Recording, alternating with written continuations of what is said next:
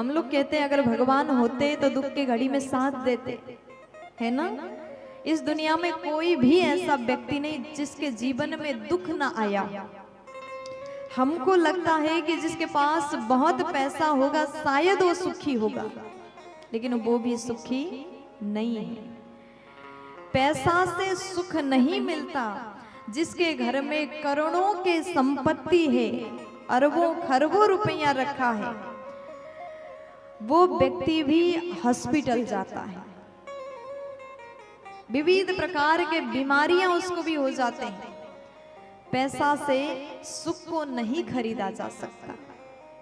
पैसा होने से शरीर स्वस्थ हो जाएगा, ये केवल भ्रम है।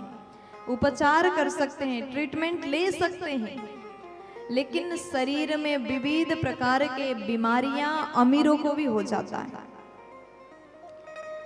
खूब धन संपत्ति रखा है, लेकिन जब भोजन करने बैठते ना उनके थाली में सूखी रोटी, वो घी लगा करके भी नहीं खा सकता। देखो वो भी तो दुख है।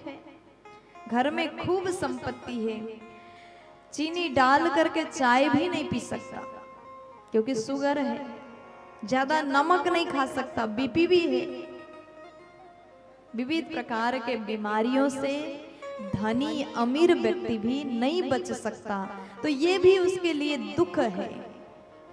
सबके जीवन में दुख आते हैं, लेकिन किसी के जीवन में अलग दुख होता है, किसी के जीवन में अलग दुख होता है। हम लोग भगवान से कहते हैं कि हे भगवान, आपने हमें ही इतना दुख दिया, सब कोई सुखी है,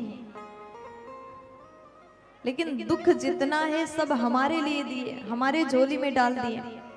देखो दुनिया में सब दुखी सुखी नहीं है, सब दुखी है।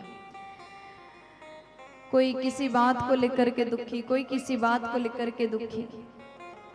यदि हमने भगवान पर भरोसा किया, विश्वास किया, तो भगवान उस दुख को धीरे धीरे खत्म कर देंगे। हमें बस यही लगता है जीवन में दुख है, भगवान होते तो साथ देते। उसके लिए भरोसा करना आवश्यक है। कमी भगवान पर तो हम देखते हैं।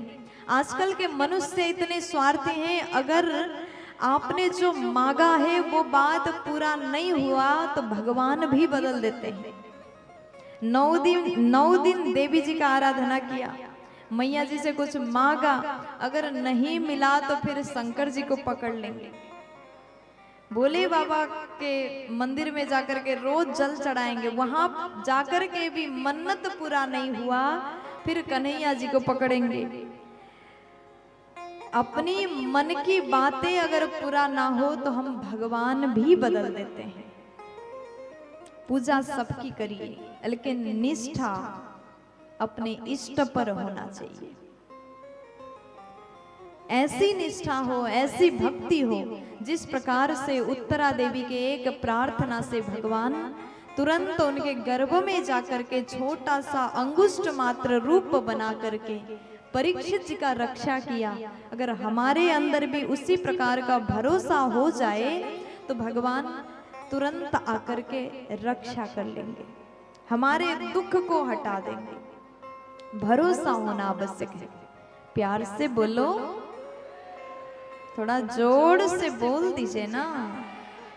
अब भगवान बोले कि काम हो गया है, आपके बालक अब बिल्कुल सुरक्षित है, अब मैं अपने घर जा रहा हूँ, द्वारिकापुरी जाना अब आवश्यक है।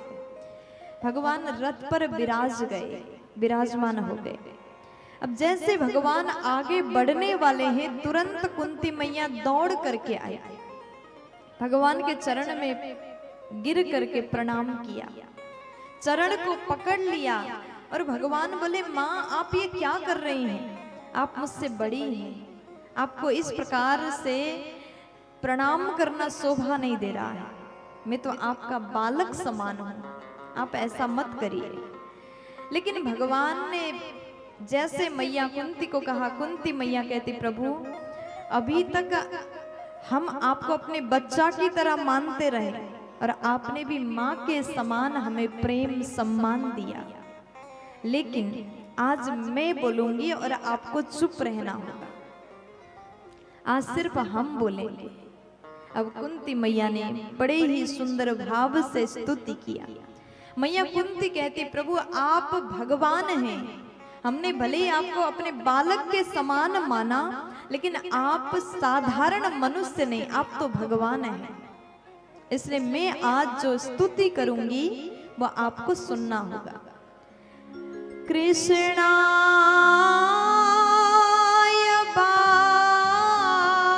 वासुदेवाय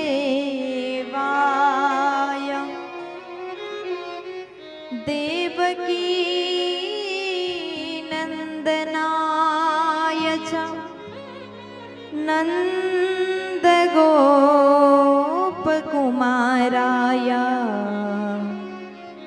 गोविंदाय नमो नमः। हे कृष्ण, हे वासुदेव, हे देवकी नंदन, हे नंद नंदन, मैं आपके शरण में आई हूं।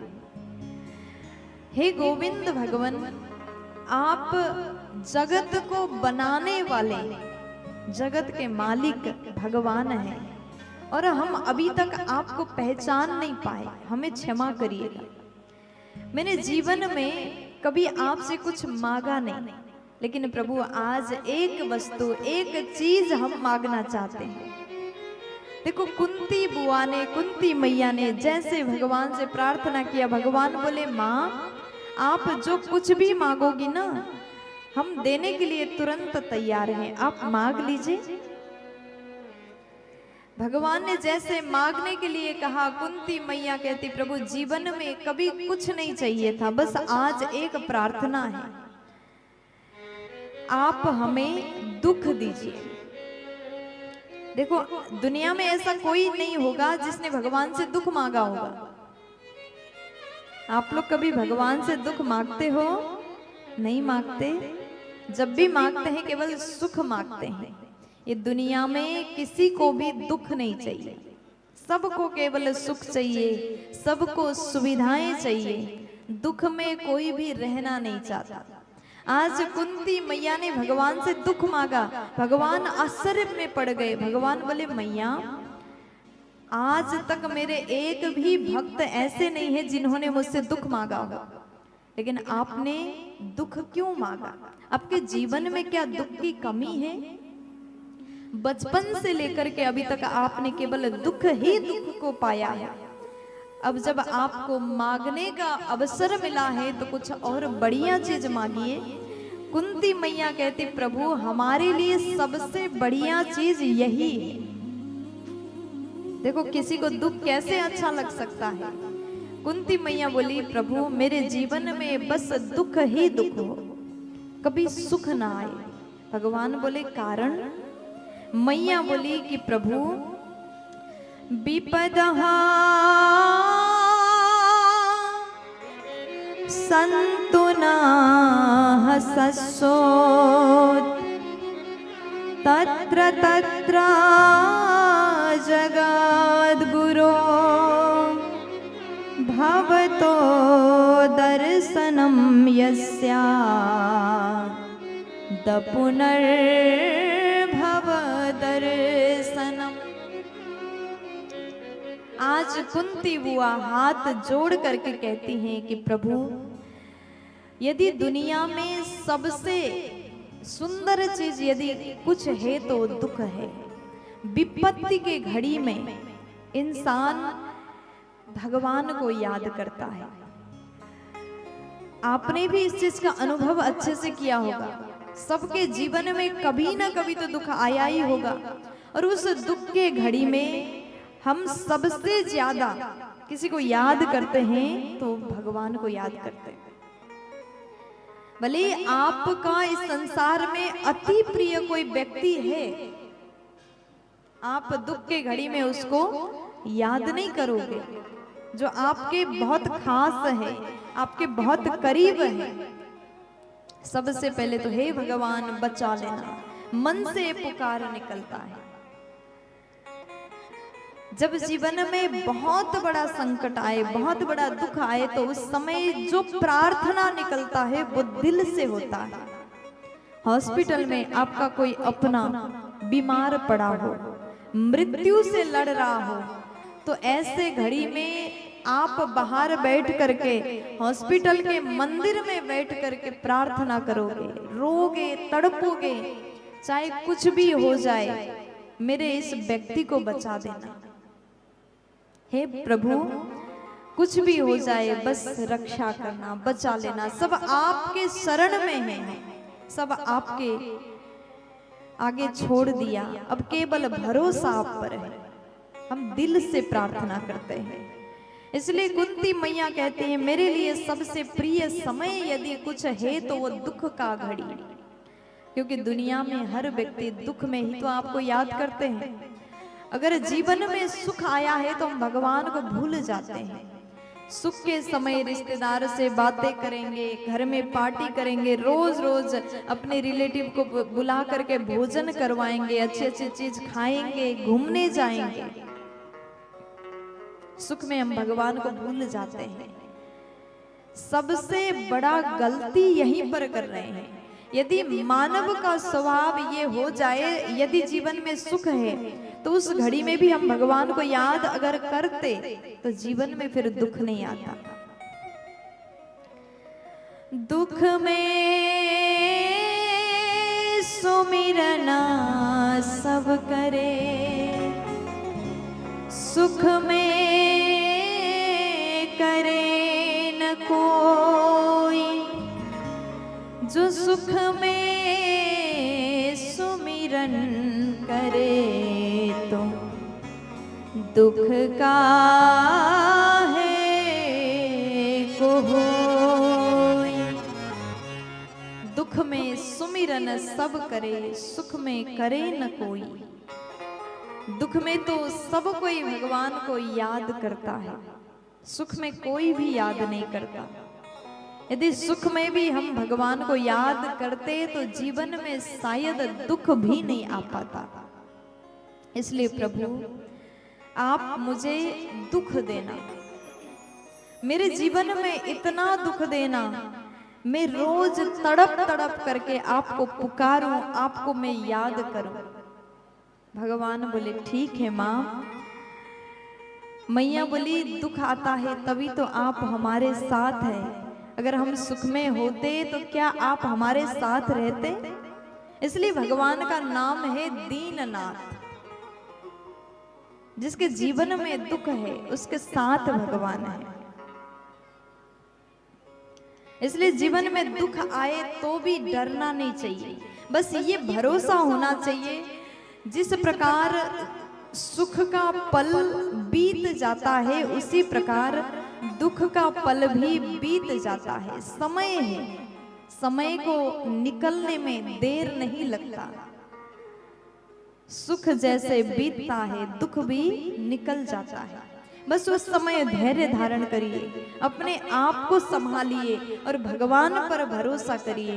दुख का घड़ी भी एक दिन निकल जाता है। इसलिए कहते हैं यदि जीवन में सुख चल रहा है तो किसी को आप इंसल्ट मत करो, किसी को दुख मत दो, किसी के लिए गलत ना बोलो, अपने भीतर अभिमान को ना आने दो। क्योंकि बहुत से लोग सुख के घड़ी में अंधे हो जाते हैं, सबका अपमान कर देते हैं। स्वयं के पास यदि धन है, संपदा है, सब कुछ है तो दूसरों को हम कुछ समझते ही नहीं है। इसलिए सुख के घड़ी में भी ज्यादा अभिमानी नहीं होना चाहिए। जैसे दिन के बाद रात आ जाता है, रात के पश्चात दिन आ जाता है, उसी प्रकार जीवन है, जीवन में सुख है, उसके बाद दुख भी अवश्य आता है। दुख के घड़ी में धैर्य धारण करना और सुख के घड़ी में भी ज्यादा उड़ना नहीं चाहिए, अभिमान नहीं करना चाहिए। प्यार से बोलो राधे राधे। थोड़ा जोर से बोल दो ना जी, इधर वाले बोल दो ना, फुल एनर्जी में बोलो ना प्यारे।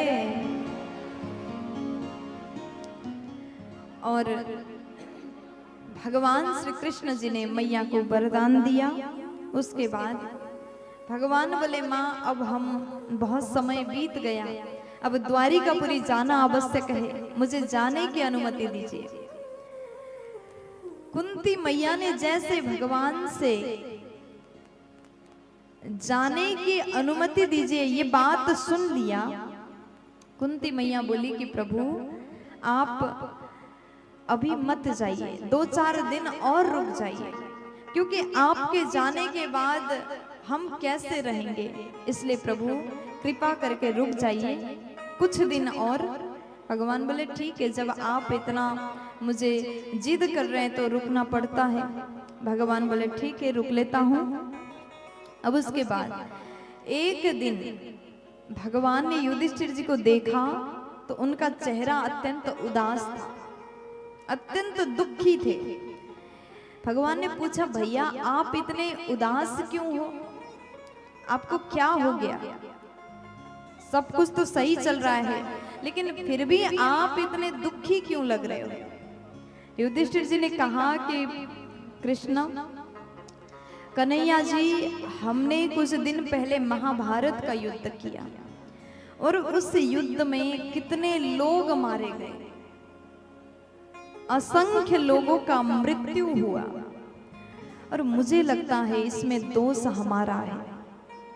कई लोग मारे गए, जितने वीर का प्राण त्याग हुआ, हमारे शस्त्र अस्त्र द्वारा वध हुआ, उनकी पत्नियों का सुहाग उजड़ गया, इसलिए मुझे लगता है कि इसमें गलती हमारी है। भगवान बोले देखो भैया आप ऐसा मत सोचे, क्योंकि आप एक क्षत्रिय हैं और क्षत्रिय का कर्म है युद्ध करना। आपने अपने कर्म का पालन किया, आपने अपना कर्म किया और यही आपका धर्म है। युधिष्ठिर जी कहते हैं कि देखिए फिर भी मेरा मन बहुत विचलित है, बहुत दुखी हूँ। भगवान ने बार बार समझाया, लेकिन फिर भी युधिष्ठिर जी को बात समझ में नहीं आई। कभी कभी क्या होता है, यदि अपने से छोटा व्यक्ति उपदेश दे रहा हो तो हमें बात समझ में नहीं आती। आपके घर में आपके बच्चे कुछ अच्छी बात अगर आपको सिखा दे तो आप उसे इग्नोर करते हो, है ना? ये छोटा बच्चा है, इसे क्या ही पता होगा, जबकि वो बच्चा बहुत अच्छी बात कर रहा है, लेकिन उस बात को आप लोग इग्नोर करते हो, इसे कुछ ज्ञान नहीं, ऐसे बोल रहा होगा। अगर बात अच्छी हो, ज्ञान की बातें हो, उम्र में भले ही आपसे बहुत छोटा क्यों ना हो, उसकी बात भी मान लेना चाहिए। जब तक उपदेशक के प्रति गुरु भाव न आ जाए तब तक कितनी बड़ी बात, कितना सुंदर उपदेश भी कर दें, हम उसे स्वीकार नहीं कर सकते। इसलिए उपदेशक के प्रति भले ही उम्र में छोटा हो, गुरु भाव मन में लाना चाहिए। प्यार से बोलो राधे। अब यहाँ युधिष्ठिर जी महाराज को बात समझ में नहीं आई, क्योंकि भगवान कृष्ण जी तो छोटे ही युधिष्ठिर जी से, शायद इसलिए वो नहीं समझ पाए। भगवान बात तो अच्छी बता रहे थे, ज्ञान दे रहे थे, समझा रहे थे, फिर भी युधिष्ठिर जी नहीं समझे। अब भगवान विचार करते एक काम करता हूँ, कुरुक्षेत्र में जहां पर महाभारत का युद्ध हुआ था वहीं पर ले जा करके हम इनको उपदेश दिलवाते हैं। किनसे? भीष्म पितामह से।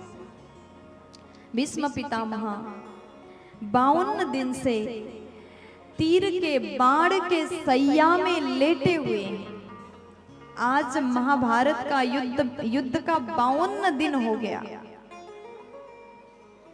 शरीर के प्रत्येक अंग में बाण चुभा हुआ है, थोड़ा सा भी जगह खाली नहीं, पूरे शरीर में तीर बाण चुभा है और 52 दिन से बाण की सैया में लेटे हैं, इंतजार कर रहे हैं भगवान का।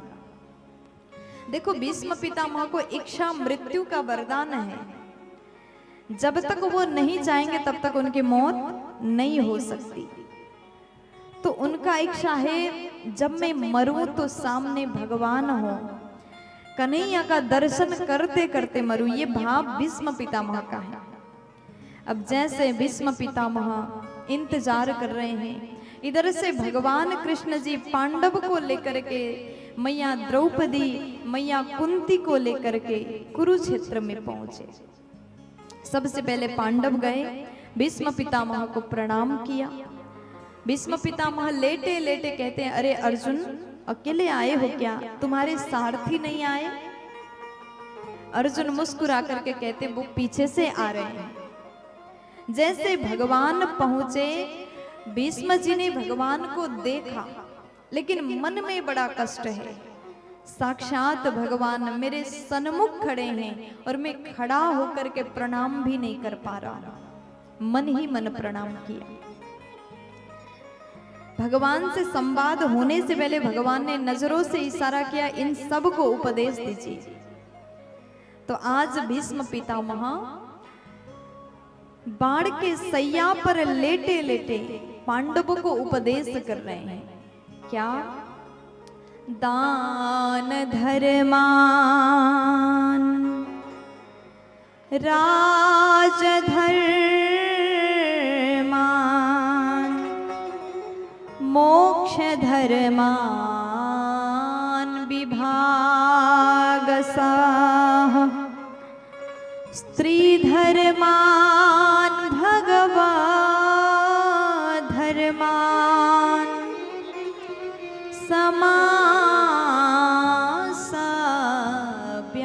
समासाभ्यासयोगतः। आज भीष्म पितामह अर्जुन को, युधिष्ठिर जी को, 5 पांडव को धर्म के बारे में उपदेश कर रहे हैं। बड़ा ही सुंदर उपदेश किया, दान धर्मान।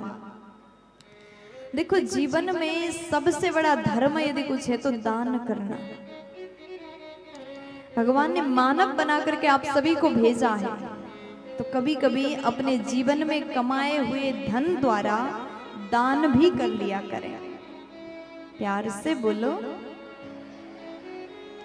यदि आप साधन संपन्न हैं, आपके पास में खूब धन है, आपका बिजनेस व्यापार अच्छा चल रहा है, तो कभी कभी दान करने में आपका धन कम नहीं होता। लोगों को लगता है दान देने से तो और खत्म हो जाता है, लेकिन ऐसा नहीं है। दान देने से और ज्यादा बढ़ जाता है। जब भी दान दो तो मन से दो। ऐसा नहीं कि आप 1000 रुपए दान कर रहे हैं तो वो देने से पहले 2 घंटे पहले से मन को खराब किए हैं। अरे देना पड़ा, न दो तो समाज में बेइज्जती होगा, सब दे रहे हैं मुझे भी देना पड़ेगा, इस भाव से ना दो। और किसी किसी का स्वभाव ऐसा होता है, दान तो करते हैं, ज्यादा ही दान करते हैं, लेकिन उसके साथ साथ प्रशंसा भी सुनना चाहते हैं। बहुत से लोग हमने जीवन में देखे, अगर 1 लाख दान कर दिया किसी अच्छी काम में, तो उनके लिए एक बड़ा सा फ्रेम में सम्मान पत्र अलग से चाहिए। दान किया है तो दानवीर को दुपट्टा डालो, सम्मान पत्र से सम्मान करो, उनके बारे में प्रशंसा करो। दान ऐसा होना चाहिए, एक हाथ से दो तो इस हाथ को पता ना चले। दान करो तो ऐसे करो। ये दान वास्तव में पुण्यदायी है। दान से हम अपने धन को पवित्र करते हैं। जैसे स्नान से तन की शुद्धि होती है, भजन करने से, कथा सुनने से मन की शुद्धि होती है, और दान करने से धन की शुद्धि होती है। इसलिए जीवन में कभी कभी दान करना आवश्यक है। अच्छा, दान करने से पहले ये बात भी ध्यान रखिए किसको देना है। जो ऑलरेडी धनी है तो उसको देकर के कोई फायदा नहीं। जो वास्तव में गरीब है, जो वास्तव में भूखा है, जो वास्तव में पहनने के लिए जिसके पास में वस्त्र नहीं हो, खाने के लिए अन्न ना हो, ऐसों को अगर दान करते हो, आपके दिए हुए धन किसी अच्छे कार्य में लग जाता है, तो आपको ऐसे दान से पुण्य मिलता है। इसलिए कभी कभी दान भी कर लिया करो। प्यार से बोलो राधे थोड़ा मस्ती में बोल दीजिए ना, राधे मुस्कुरा करके बोलो ना प्यारे, ए मेरी माँ बोल दो ना। अब उसके बाद दान धर्मान राज धर्मान, दान के बारे में तो उपदेश किया। अब राज धर्मान, राजा को कैसे होना चाहिए, एक राजा का कर्तव्य क्या है। राजा वो नहीं जो केवल अपने परिवार का पालन करता हो, राजा वो नहीं जो केवल अपने जीवन सुख में व्यतीत करना चाहता हो। स्वयं तो सोना हीरे का मुकुट धारण किया, लेकिन उस राज्य में रहने वाले प्रजा यदि दुखी हैं तो राजा श्रेष्ठ राजा नहीं माना जाएगा। राजा वो नहीं जनता को पीड़ा देकर के स्वयं के घर में अरबों खरबों रुपया छुपा करके रख ले, वो अच्छा लीडर नहीं माना जाएगा, उसे तो देशद्रोही माना जाएगा। राजधर्म यही है जो सबसे पहले स्वयं के सुख स्वयं के सुविधा से पहले अपने प्रजा को सुविधा प्रदान करे, स्वयं दुख में रह करके भी अपने जनता को सुख में रख सके, वही असली राजा है। राजधर्मान, राजा के धर्म के बारे में बताया। मोक्ष धर्मान विभाग सह, मोक्ष धर्म के बारे में उपदेश किया। स्त्री धर्मान भगवत धर्मान, नारी के धर्म के बारे में उपदेश किया। एक नारी को कैसा होना चाहिए, नारी का धर्म क्या है, एक स्त्री को एक नारी को कैसे रहना चाहिए। देखो ऐसी नारी को दुनिया पूजती है जो सम्मान से मर्यादा में रहे। कई बार लोग कहते हैं कोई भी मुझे सम्मान नहीं करता। बहुत से लोग, बहुत सी नारियां कहती हैं मुझे घर में भी सम्मान नहीं मिल रहा है, सब मुझे चिल्लाते रहते हैं। सम्मान हर कोई ऐसे ही आपको सम्मान नहीं देता। आप चाहते हैं सब मेरा सम्मान करे, उसके लिए खुद का सम्मान बनाना पड़ता है। यदि आप अपने घर में 24 घंटे मुंह चलाते हैं, बर्तन धो रहे हैं और मन ही मन, किसी किसी का आदत हो ना, होता है ना, यदि ज्यादा काम करना पड़ जाए तो बर्तन भी पटक रहे हैं, बजा रहे हैं, मांज भी रहे हैं, और धीरे धीरे कोई सुन भी ना ले और थोड़ी थोड़ी आवाज में सुना भी रहे हैं। क्रोध में गाली देने का स्वभाव होता है, जो हर काम करने से पहले चिल्लाता हो, नाराज होता हो, क्रोधित होता हो, ऐसे स्त्री को फिर घर में सम्मान नहीं मिलता। लोग कहते हैं अरे ये तो ऐसे ही चिल्लाती रहती, सम्मान नहीं मिलता। इसलिए खुद का सम्मान चाहते हैं तो अपने आप को सुंदर रूप से चलाएं। वजनदारी खुद को बनाना पड़ता है। ज्यादा बातें मत करो। ये कुछ बातें हैं मैं आपको बता दूं, यदि आप स्वयं का सम्मान चाहते हैं तो क्या करना है, ज्यादा बातें मत करो, लोगों के सामने बहुत ज्यादा मत बैठो, ज्यादा मत हंसो, और फालतू में जिस बात का कोई मतलब ही नहीं है ऐसी बातें ना बोलो। कम बोलो, लिमिटेड बोलो, और जो सही है बस उतना बोलो, तब सब आपका सम्मान करेंगे। प्यार से बोलो, नारी को मर्यादा में रहना चाहिए। नारी के धर्म के बारे में बताया, कितना हंसना है, कितना बोलना है, कहां कितने देर तक बैठना है, ये स्वयं को नियम बनाना पड़ता है, तब जाकर के दुनिया आपको सम्मान देंगे। द्रौपदी मैया ने जैसे सुन लिया भीष्म पितामह के मुख से ऐसी बातें, तो देवी हंस पड़ी। भीष्म पितामह ने कहा कि देवी आपका हंसने का कारण क्या है? द्रौपदी जी बोली कि नहीं नहीं कुछ नहीं, मैं तो बस यूं ही। भीष्म जी कहते हैं आप जैसी नारी बिना कारण के नहीं हंस सकती, इसलिए कारण क्या है वो बता दीजिए। तब आज द्रौपदी मैया बोली कि भीष्म पितामह आपने अभी स्त्री धर्म के बारे में बताया, नारी के धर्म के बारे में बताया, लेकिन उस समय आपकी ये ज्ञान कहाँ चली गई थी जिस समय दुष्ट दुशासन मेरे वस्त्र खींच रहा था, भरी सभा में मुझे अपमानित कर रहा था, उस समय आप चुप थे, आपने एक भी शब्द अपने मुंह से नहीं निकाला, और आज आप नारी धर्म के उपदेश कर रहे हैं। इसलिए मुझे आपकी इन बातों को सुन करके हंसी आ गया। तब भीष्म जी कहते हैं देवी मुझे क्षमा कर दो। भीष्म जी के आंख से अश्रु बहने लगा। वो कहते हैं देखो उस समय हम दुष्ट के यहाँ अन्न ग्रहण कर रहे थे, इसलिए कहते हैं जैसा हम अन्न खाते हैं ना मन भी वैसा ही हो जाता है, इसलिए शायद मैं उस समय कुछ बोल नहीं पाया। मेरे शरीर में वही अन्न से निर्मित खून बह रहा था।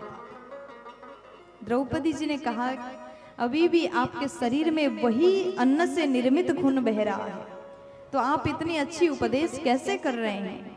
तब भीष्म पितामह कहते हैं देवी इस समय मेरे शरीर में रक्त के एक बूंद भी शेष नहीं, 52 दिन से इस बाण के सैया पर हूं, शरीर से समस्त रक्त बह चुका है, एक बूंद भी शेष नहीं, इसलिए मेरा मन भी पवित्र हो गया, शुद्ध हो गया, इसलिए मैं आप लोगों को उपदेश कर पा रहा हूं। इसलिए कहते हैं दुष्ट के घर में कभी भोजन ना करें, जैसा खावे अन्न वैसा ही होवे मन।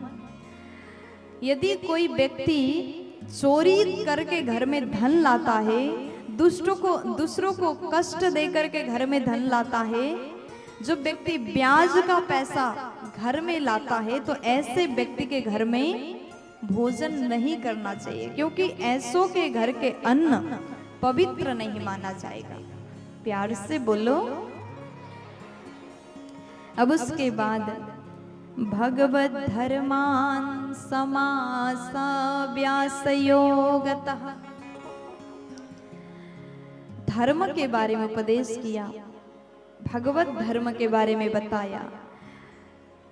भीष्म जी के पास में बहुत ज्यादा समय नहीं है, इसलिए कुछ बात विस्तार में बताया और कुछ बात संक्षिप्त में बताया। पांडव को उपदेश करने के पश्चात भीष्म पितामह अब भगवान की ओर दृष्टि करते हैं, भगवान को देख रहे हैं, और मन में ये विचार आया कि प्रभु आप मेरे सामने हैं और मैं खड़े होकर के आपको प्रणाम नहीं कर पा रहा हूं। मन ही मन प्रणाम किया और भगवान से कहा कि प्रभु बस जब तक मेरे शरीर से प्राण निकल न जाए तब तक आप ऐसे ही खड़े रहिए और यूं ही मुस्कुराते रहें और मुझे देखते रहिएगा। और प्रभु आज मैं आपको अपनी कन्या का दान करना चाहता हूँ। भगवान बोले कन्यादान? भीष्म जी आप तो ब्रह्मचारी हैं, आपने विवाह नहीं किया, तो कौन सी कन्या की बात कर रहे हैं? तब भीष्म पितामह कहते हैं मैं अपनी बुद्धि रूपी कन्या का दान करना चाहता हूं, आप स्वीकार करिए। अब उसके बाद भीष्म पितामह कहते हैं कि मेरी बुद्धि रूपी कन्या को आप स्वीकार करें। भगवान बोले बुद्धि में तो विकार होता है, बुद्धि में ही तृष्णा रहता है, इसलिए मैं इसको स्वीकार नहीं कर सकता। भीष्म जी बोले प्रभु मैं मति वितृष्णा, मेरी बुद्धि मेरी मति अब तृष्णा रहित है, इसलिए प्रभु आप इसे स्वीकार करिए। जब तक प्राण न निकल जाए तब तक आप मुस्कुराते रहिए। भगवान सोचे इनके पास तो इच्छा मृत्यु का वरदान है, क्या पता कब तक प्राण नहीं निकले। और मैं तब तक यहाँ ऐसे ही मुस्कुराते हुए खड़ा रहना पड़ेगा। भगवान बोले ठीक है, भक्त का इच्छा है तो पूरा करना भगवान का धर्म है। अब भगवान खड़े हैं, मुस्कुरा रहे हैं। भीष्म पितामह निरंतर भगवान को निहार रहे हैं और बड़े भाव से प्रार्थना कर रहे हैं। इतना तो करना स्वामी, जब प्राण तन से निकले, गोविंद नाम लेकर, तब प्राण तन से निकले। इतना तो करना स्वामी, जब प्राण तन से निकले, गोविंद नाम लेकर,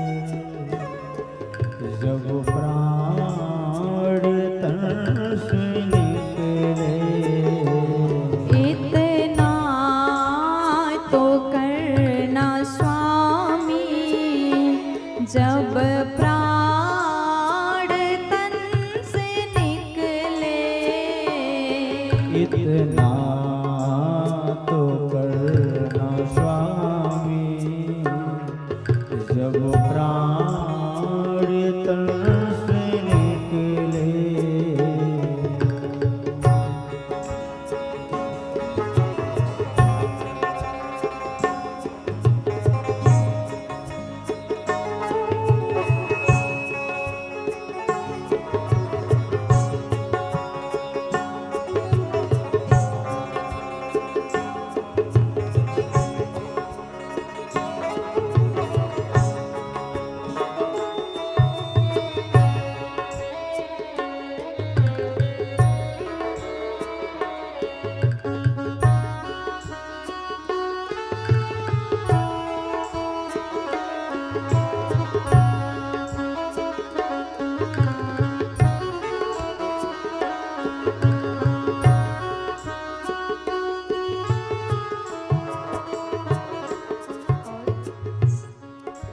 श्री गंगा जी का तट हो, यमुना का बंसी पट हो।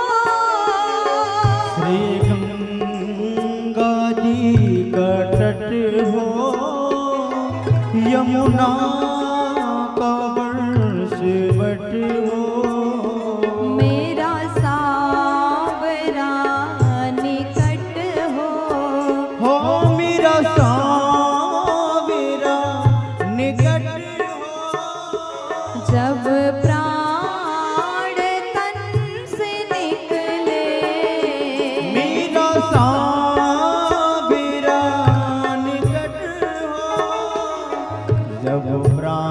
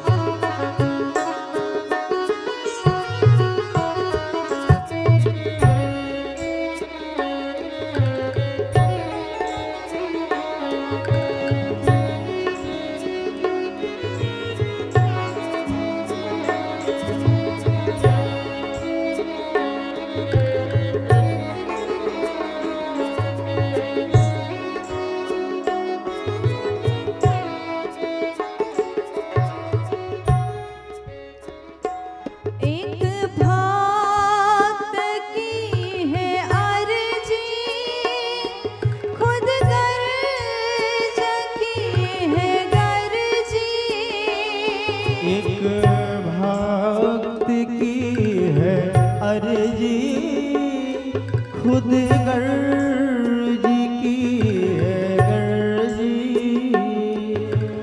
आगे तुम्हारी मर्जी, आगे तुम्हारी मर्जी। जब प्राण तन से निकले, आगे तुम्हारी मर्जी। जब प्राण तन से निकले, इतना तो करना स्वामी। जय हो।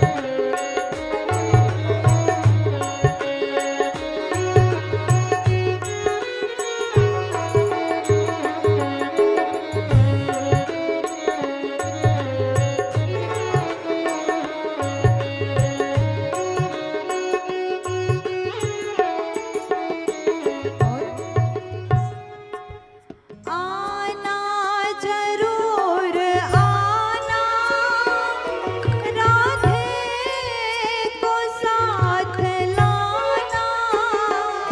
आना जरूर आना, राधे को साथ लाना। दर्शन मुझे कराना, हे दर्शन मुझे कराना। जब प्राण तन से निकले, दर्शन मुझे कराना। जब प्राण तन से निकले, इतना तो करना स्वामी। देखो।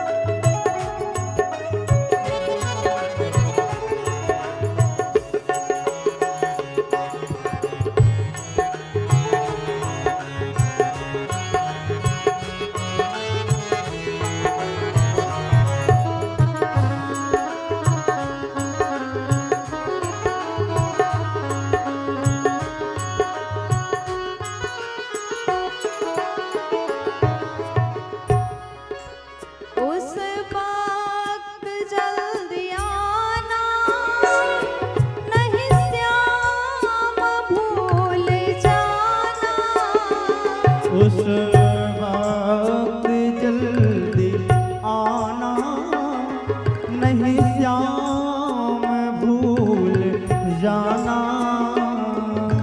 मुरली मधुर बजाना, मुरली मधुर बजाना, जब प्राण तन से निकले। ओ मुरली मधुर बजाना, जब प्राण तन से निकले। इतना तो करना स्वामी, जब प्राण तन से निकले। इतना तो करना स्वामी, जब प्राण तन से निकले। गोविंद नाम लेकर तब प्राण तन से निकले।